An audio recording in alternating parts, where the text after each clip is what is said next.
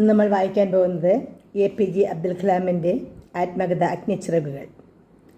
Part 7 അത് 2 ഭാഗമായിട്ടാണ് വായിക്കാൻ പോകുന്നത്. അപ്പോൾ പാർട്ട് 7 1 ഇന്ന് വായിക്കാൻ പോകുന്നത്. കടപ്പാട് DC ബുക്സ്.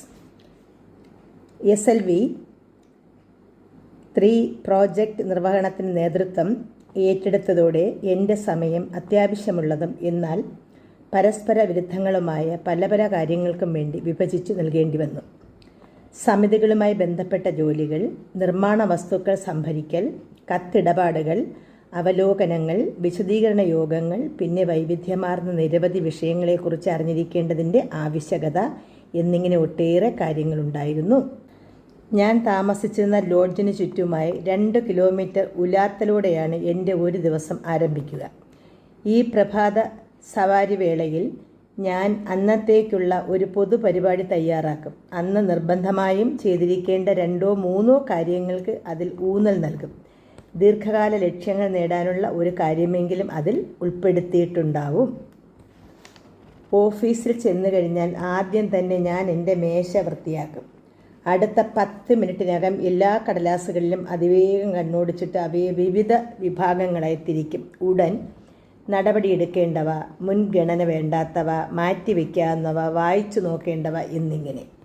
എന്നിട്ട് അത്യാവശ്യ വിഭാഗത്തിൽപ്പെട്ടവ എടുത്ത് മുന്നിൽ വയ്ക്കുകയും ബാക്കിയെല്ലാം കൺവെട്ടത്തുനിന്ന് മാറ്റുകയും ചെയ്യും. നമുക്കിനി SLV 3 തിരിച്ചു വരാം. രൂപകൽപ്പനാ വേളയിൽ ഏകദേശം 250 ഉപസംയോജനങ്ങളും സബ് അസംബ്ലികൾ, 44 മുഖ്യ ഉപസംവിധാനങ്ങളും സബ് സിസ്റ്റംസ് സംവിധാനങ്ങളുമാണ് വിഭാവനം ചെയ്തിരുന്നത്. വസ്തുക്കളുടെ പട്ടികയിലെ ഘടകങ്ങളുടെ എണ്ണം 10 ലക്ഷത്തിലേറെയും 7 മുതൽ 10 വരെ വർഷം നീണ്ടു നിന്നേക്കാവുന്ന സങ്കീർണമായ ഈ പരിപാടി കാര്യക്ഷമതയോടെ തന്നെ മുന്നോട്ടു പോകുമെന്ന് ഉറപ്പാക്കാൻ ഒരു പ്രോജക്റ്റ് നിർവഹണ തന്ത്രം അനിവാര്യമായിരുന്നു. VSSC, ഷാർ എന്നിവയുടെ ധനശേഷിയും മാനവശേഷിയും പൂർണ്ണമായി ഞങ്ങളിലേക്ക് തിരിച്ചുവിടും എന്ന് ISRO ചെയർമാൻ എന്ന നിലയിൽ പ്രൊഫസർ ധവാൻ വ്യക്തമായി പ്രസ്താവിച്ചു.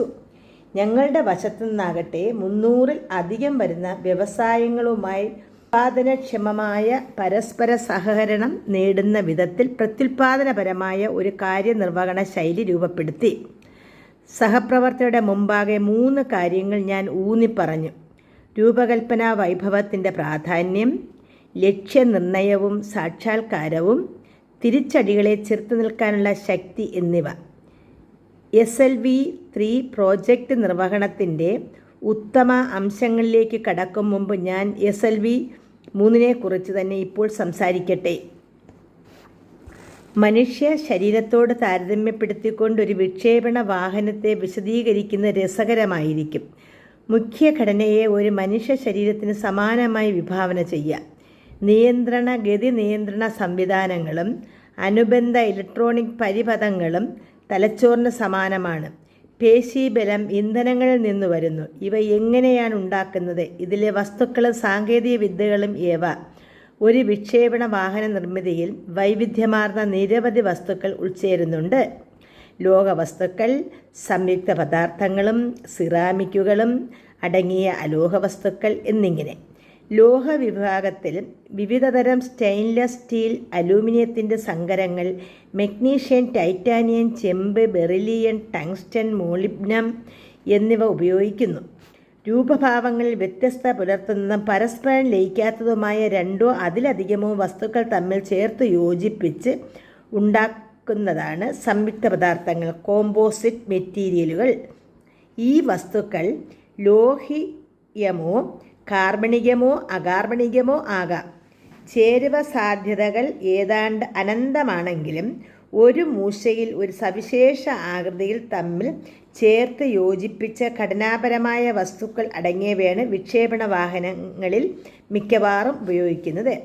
പ്ലാസ്റ്റിക് പശയാൽ ബലപ്പെടുത്തിയ സ്ഫടിക നാരുകളുടെ വൈവിധ്യമാർന്ന ശ്രേണി തന്നെ ഉപയോഗപ്പെടുത്തിയ ഞങ്ങൾ കെവുലാർ, ഒരുതരം പ്ലാസ്റ്റിക്, പോളി അമൈഡുകൾ, കാർബൺ യോജിപ്പുകൾ തുടങ്ങിയവയിലൂടെ കടന്നുവരും വഴിയൊരുക്കി. സൂക്ഷ്മ തരംഗങ്ങൾ, മൈക്രോവേവുകൾക്ക് സുതാര്യമായ ആവൃത്തികൾ ഉണ്ടാക്കുവാനായി ഉപയോഗിക്കുന്ന സവിശേഷമായി ചുട്ടെടുത്ത കളിമണ്ണാണ് സിറാമിക്. ഞങ്ങൾ സിറാമിക്കുകളുടെ ഉപയോഗം പരിഗണിച്ചെങ്കിലും സാങ്കേതിക പരിമിതികൾ മൂലം ഉപേക്ഷിക്കേണ്ടി വന്നു. മെക്കാനിക്കൽ എഞ്ചിനീയറിംഗിലൂടെ ഈ അസംസ്കൃത വസ്തുക്കളെ ഉപകരണങ്ങളിൽ ഘടകങ്ങളുമാക്കി മാറ്റി റോക്കറ്റ് വിദ്യയെ പരിപോഷിപ്പിക്കുന്ന എല്ലാ സാങ്കേതിക ശാസ്ത്ര ശാഖകളിലും വെച്ച് തികച്ചും സ്വാഭാവികമായി വരുന്നത് മെക്കാനിക്കൽ എഞ്ചിനീയറിംഗ് ആണ്. ഇവ ഇന്ധന എഞ്ചിൻ പോലെ തികച്ചും പുതിയ സാങ്കേതിക വിദ്യ അടിസ്ഥാനമാക്കിയ ഒന്നായിക്കൊള്ളട്ടെ, തഴുതുപോലെ ലളിതമായതുമാകട്ടെ, അതിൻ്റെ ആത്യന്തികമായ നിർമ്മാണത്തിന് വിദഗ്ധരായ മെക്കാനിക്കൽ എഞ്ചിനീയർമാരും സൂക്ഷ്മതയേറിയ യന്ത്ര ഉപകരണങ്ങളും വേണ്ടിവരും. താഴ്ന്ന ലോഹക്കൂട്ടടങ്ങിയ സ്റ്റെയിൻലെസ് സ്റ്റീലിനെ വിളക്കി ചേർക്കാനുള്ള വിദ്യകൾ, വൈദ്യശക്തിയാലുള്ള രൂപീകരണ രീതികൾ, അത്യന്ത സൂക്ഷ്മമായ നിർമ്മാണ ഉപകരണ ഉൽപ്പാദനം എന്നീ സുപ്രധാന സാങ്കേതിക വിദ്യകൾ വികസിപ്പിച്ചെടുക്കാൻ ഞങ്ങൾ തീരുമാനിച്ചു. 254 ലിറ്റർ ശേഷിയുള്ള ഒരു ലംബ ആകാര മിശ്രണ യന്ത്രം, 3-4 ഘട്ടങ്ങൾക്ക് ചാനലുകൾ ഉണ്ടാക്കാനുള്ള സംവിധാനം എന്നിങ്ങനെ ചില സുപ്രധാന യന്ത്രങ്ങൾ സ്വന്തമായി നിർമ്മിക്കാനും തീരുമാനമായി. വലിയ തുക വകയിരുത്തൽ ആവശ്യമാം വിധം ബൃഹത്തും സങ്കീർണവുമായിരുന്നു ഞങ്ങളുടെ ഉപസംവിധാനങ്ങളിൽ പലതും. സംശയമൊന്നും കൂടാതെ ഞങ്ങൾ സ്വകാര്യ മേഖലയിലെ വ്യവസായങ്ങളെ സമീപിക്കുകയും കരാർ വ്യവസ്ഥയിലുള്ള നിർവഹണ പദ്ധതികൾ തയ്യാറാക്കുകയും ചെയ്തു. ഇവ പിന്നീട് സർക്കാർ നടത്തുന്ന നിരവധി ശാസ്ത്ര സാങ്കേതിക വ്യവസായ സംഘടനകൾക്ക് വേണ്ട പ്രാഥമിക രേഖാരൂപങ്ങളായി മാറി. SLVയുടെ ജീവശക്തി വിഭാഗത്തിലേക്ക് വരുമ്പോൾ നമുക്ക് കാണാൻ കഴിയുന്നത് സങ്കീർണമായൊരു വൈദ്യുത പരിപഥ ഘടനയാണ്. ഇതാണ് റോക്കറ്റിൻ്റെ സാങ്കേതിക ഘടനയെ ചലനാത്മകമാക്കുന്നത്. ലളിതമായ വൈദ്യുത വിതരണ സംവിധാനം മുതൽ ഗതി നിർണയ നിയന്ത്രണ സംവിധാനം പോലുള്ള അത്യാധുനിക ഉപകരണങ്ങൾ വരെയുള്ളവയുടെ വിശാലമായ സമൂഹത്തെയാണ് വ്യോമ ബഹിരാകാശ ഗവേഷണത്തിൽ പൊതുവായി ഏവിയോണിക്സ് എന്ന് പറയുക. ഡിജിറ്റൽ ഇലക്ട്രോണിക്സ്, സൂക്ഷ്മ തരംഗ റഡാർ സംവേദക തരംഗങ്ങൾ പുറപ്പെടുവിക്കുന്ന ട്രാൻസ്പോണ്ടറുകൾ, സ്ഥിരത സംബന്ധമായ ഉപകരണങ്ങൾ, സംവിധാനങ്ങൾ എന്നീ തുറകളിലുള്ള ഏവിയോണിക് സംവിധാനങ്ങളുടെ വികസന പ്രവർത്തനങ്ങൾക്ക് VSSCയിൽ നേരത്തെ തന്നെ തുടക്കം കുറിച്ചിരുന്നു. SLVയുടെ സഞ്ചാരവേളയിൽ അതിൻ്റെ അവസ്ഥാന്തരം അറിയിക്കേണ്ട സുപ്രധാനമാണ്. മർദ്ദം, കുതിപ്പ്, പ്രകമ്പനം, വേഗവർധന തുടങ്ങിയ ഭൗതികമായ രാശികളെ അളക്കുന്നതിനുള്ള വൈവിധ്യമാർന്ന ട്രാൻസ്ഡ്യൂസറുകളുടെ വികസന കാര്യത്തിൽ SLV പുതിയൊരു പ്രവർത്തന തരംഗം സൃഷ്ടിച്ചു. വാഹനത്തിൻ്റെ മേൽപ്പറഞ്ഞ തരത്തിലുള്ള ഭൗതിക രാശികളെ വൈദ്യ സന്ദേശങ്ങളാക്കി മാറ്റുന്നവയാണ് ട്രാൻസ്ഡ്യൂസറുകൾ. വാഹനത്തെ തന്നെയുള്ള ഒരു ടെലിമെട്രിക് സംവിധാനം ഇവയെ വേണ്ട രീതിയിൽ സംസ്കരണം നടത്തി റേഡിയോ തരംഗങ്ങളാക്കി ഭൗമ കേന്ദ്രത്തിലേക്ക് അയക്കും. അവിടെ സ്ഥിരീകരിക്കപ്പെടുന്ന ആ സന്ദേശങ്ങളെ തിരിച്ച് ട്രാൻസ്ഡ്യൂസർ ശേഖരിച്ച് അതേ രാശികളാക്കി മാറ്റും.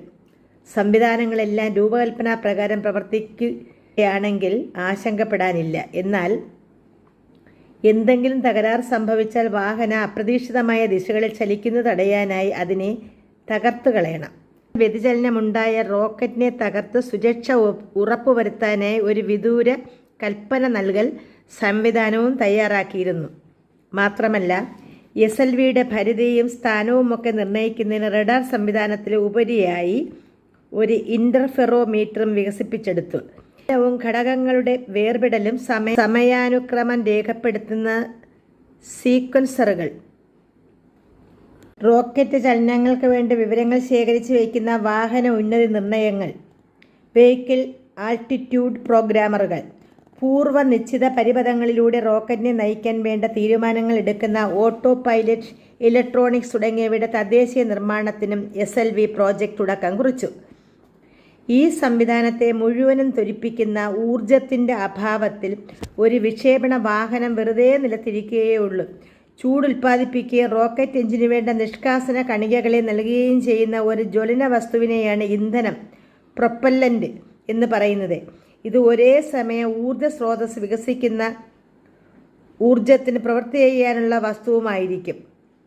റോക്കറ്റ് എഞ്ചിനുകളുടെ കാര്യത്തിൽ ഈ വിവേചനം സുപ്രധാനമാകയാൽ കുതിപ്പ് സംവിധാനമായ കാര്യങ്ങൾ നിർവഹിക്കാൻ റോക്കറ്റിൽ വഹിക്കപ്പെടുന്ന രാസവസ്തുക്കളെ സൂചിപ്പിക്കാനാണ് ഇന്ധനം എന്ന പദം ഉപയോഗിക്കുന്നത്. പ്രൊപ്പല്ലറുകളെ സാധാരണഗതിയിൽ ഖരം എന്നോ ദ്രവം എന്നോ വേർതിരിച്ചാണ് സൂചിപ്പിക്കുക. ഖര ഇന്ധനങ്ങളിലായിരുന്നു ഞങ്ങളുടെ ഊന്നൽ.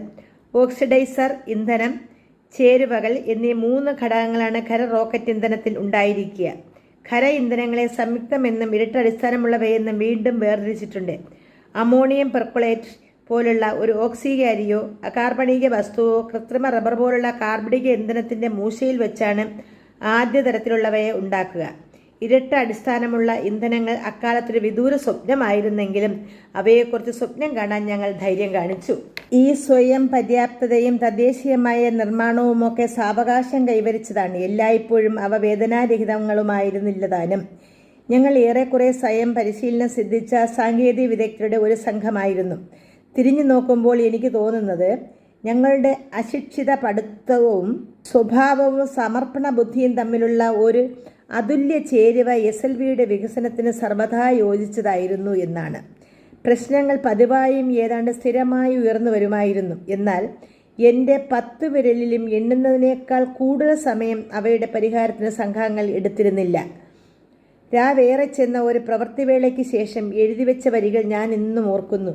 ഒരു നീണ്ട ദിവസത്തിൻ ഓരോ നിമിഷത്തിലും അചഞ്ചലമായി, ധൈര്യമായി, സത്യസന്ധമായി പണിയെടുക്കുന്ന കരങ്ങൾ എത്ര മനോഹരം! SLV സംബന്ധമായ ഞങ്ങളുടെ ജോലിക്ക് മിക്കവാറും സമാന്തരമായി ഒരു ഭൗമ വ്യോമ മിസൈൽ വികസിപ്പിക്കാൻ DRDO സ്വയം സജ്ജമാകുന്നുണ്ടായിരുന്നു. റാറ്റോ പ്രോജക്റ്റ് ആണെങ്കിൽ അത് ഘടിപ്പിക്കാൻ ഉദ്ദേശിച്ച വിമാനം കാലഹരണപ്പെട്ടതിനാൽ നിർത്തിവെച്ചിരിക്കുകയായിരുന്നു. പുതിയ വിമാനത്തിന് റാറ്റോ ആവശ്യമില്ല. പ്രോജക്റ്റ് നിർത്തിവെച്ചതിനാൽ DRDOയുടെ മിസൈൽ നിർമ്മാണ സംഘത്തിൻ്റെ നായകനായി സ്വാഭാവികമായും നാരായണൻ വന്നു. ISROയിൽ ഞങ്ങൾ ചെയ്തിരുന്നതിന് വ്യത്യസ്തമായി സാങ്കേതിക വികസനത്തിലും പ്രകടനത്തിലും നിലവാരമുയർത്തലിനും പകരം ഒന്നൊന്നായുള്ള പകരം വെപ്പെന്ന തത്വശാസ്ത്രമാണ് പരിഗണിച്ചത്. കഴിവ് തെളിയിച്ച ഒരു മിസൈലിൻ്റെ രൂപകൽപ്പന സംബന്ധിയായ എല്ലാ ഘടകങ്ങളെയും സംബന്ധിച്ച് ആഴത്തിലുള്ള അറിവ് നേടുന്നതിനും തദ്വാര സ്ഥാപനത്തിൽ ആവശ്യമായ അടിസ്ഥാന സൗകര്യങ്ങൾ തയ്യാറാക്കുന്നതിനുമായി റഷ്യയിൽ നിന്നുള്ള ഒരു SA-2 ഭൗമ വ്യോമ മിസൈൽ തിരഞ്ഞെടുത്തു.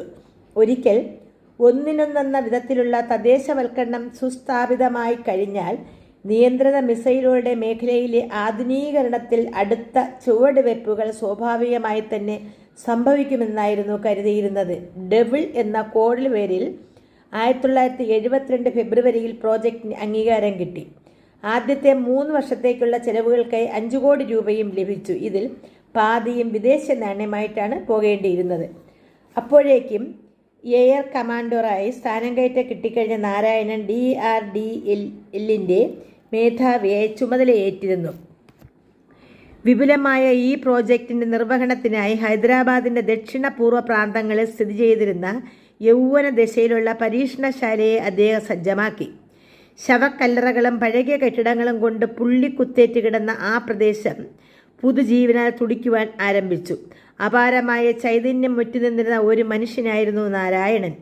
എപ്പോഴും ഉത്തേജിതാവസ്ഥയിലായിരുന്ന ഒരു മനുഷ്യൻ. മുഖ്യമായും സൈനികേതരുടേതായ ആ പരീക്ഷണശാലയിലേക്ക് നിരവധി സൈനിക ഉദ്യോഗസ്ഥരെ കൊണ്ടുവന്ന അദ്ദേഹം തനിക്ക് ചുറ്റും ഊർജ്ജസ്വലതയുള്ള വ്യക്തികളുടെ ശക്തമായൊരു സമൂഹത്തെ ഒരുമിച്ച് കൂട്ടി. SLVയുടെ കാര്യത്തിൽ പരിപൂർണമായി നിമഗ്നനായിപ്പോയ എനിക്ക് മിസൈൽ സമിതിയിലുള്ള പങ്കാളിത്തം പതുക്കെ മങ്ങുകയും അവസാനം നിന്നുപോവുകയും ചെയ്തു. എങ്കിലും നാരായണനെയും അദ്ദേഹത്തിൻ്റെ ഡെവിളിനെയും കുറിച്ചുള്ള വാർത്തകൾ തിരുവനന്തപുരത്ത് തുടങ്ങിയിരുന്നു. അഭൂതപൂർവമായ തോതിൽ ഒരു രൂപാന്തരീകരണം അവിടെ സംഭവിക്കുകയായിരുന്നു.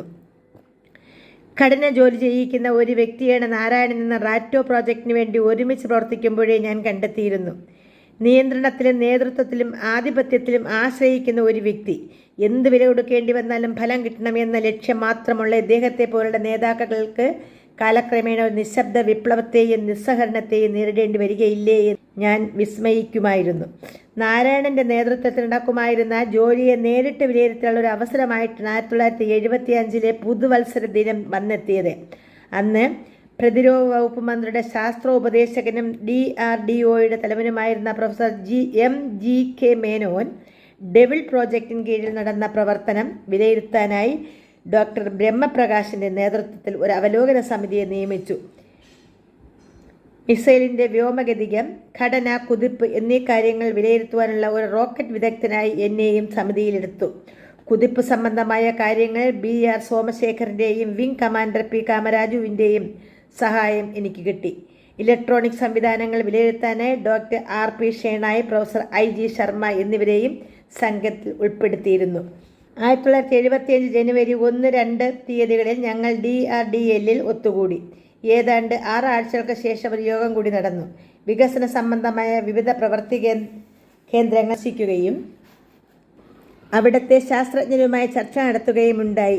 AV രംഗറാവുവിൻ്റെ ദാർശനികത, വിംഗ് കമാൻഡർ R ഗോപാലസ്വാമിയുടെ ചലനാത്മകത, ഡോക്ടർ I അച്യുതാറാവുവിൻ്റെ തികവ്, G ഗണേശൻ്റെ സംരംഭകത്വം, S കൃഷ്ണൻ്റെ തെളിമയാർന്ന ചിന്ത, R ബാലകൃഷ്ണൻ്റെ വിശദാംശങ്ങളിൽ പോലുമുള്ള വിമർശന ദൃഷ്ടി എന്നിവ എന്നെ വളരെ സ്വാധീനിച്ചു. വമ്പിച്ച സങ്കീർണതകൾക്ക് മുമ്പിലും JC Bhattacharya, lieutenant colonel R Swaminathan എന്നിവർ കാണിച്ച കുലുക്കമില്ലായ്മ ശ്രദ്ധേയമായി. ലഫ്റ്റനന്റ് കേണൽ VJ സുന്ദരത്തിൻ്റെ തീഷ്ണതയും പ്രയോഗക്ഷമതയും വളരെ സ്പഷ്ടമായിരുന്നു. സൈനിക ഉദ്യോഗസ്ഥരും വൈമാനികേതര ശാസ്ത്രജ്ഞരും അടങ്ങിയ അസാമാന്യ മേധാശക്തിയും അർപ്പണ മനോഭാവവുമുള്ള ഒരു സംഘമായിരുന്നു അത്. ഒരു ഇന്ത്യൻ മിസൈൽ പറപ്പിക്കണമെന്ന അദമ്യമായ അഭിനിവേശത്താൽ തങ്ങളുടെ താൽപ്പര്യ മേഖലകളിൽ സ്വയം ശിക്ഷിതരായി തീർന്നിരുന്നു അവർ. ഇനി ഇതിൻ്റെ അടുത്ത ഭാഗം മറ്റൊരു എപ്പിസോഡിൽ കേൾക്കാം. ഇനി കേൾക്കാൻ പോകുന്നത് 7ാമത്തെ പാർട്ടിൻ്റെ 2 ആണ്. അപ്പോൾ നന്ദി, നമസ്കാരം.